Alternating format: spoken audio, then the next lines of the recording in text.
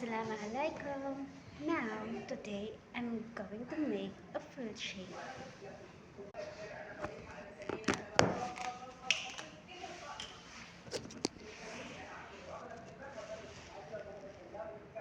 And we'll put a banana as you like.